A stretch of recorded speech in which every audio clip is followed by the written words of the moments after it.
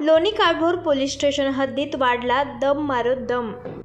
पुणे शहरामध्ये पोलीस आयुक्त अमितेश कुमार यांनी अवैध धंदे आणि गुन्हेगारी पूर्णपणे संपवण्यासाठी कडक कारवाईचे आदेश दिले आहेत। या आदेशानंतर पुणे शहरातील काही कलेक्शन एजंट यांची कार्यशाळा घेतल्याची मोठी चर्चा झाली होती।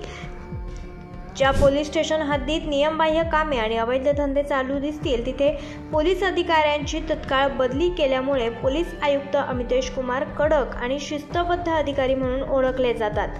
लोणी काळभोरमध्ये गुन्हेगारांची धिंड काढली गेली।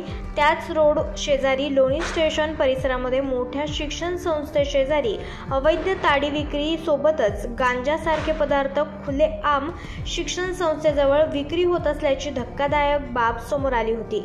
या अवैध धंदेधारकांना राजरोसपणे छुपा पाठिंबा अभय देणाऱ्या मोठ्या वसुलीवाल्या आकाची कडक चौकशी होणार का? तोच आका अशा अजून काही अवैध धंद्यांना छुपा पाठिंबा देतो का? त्या अवैध धंद्यांना छुपा पाठिंबा देणाऱ्या मोठ्या आकाचे निलंबन करणार का?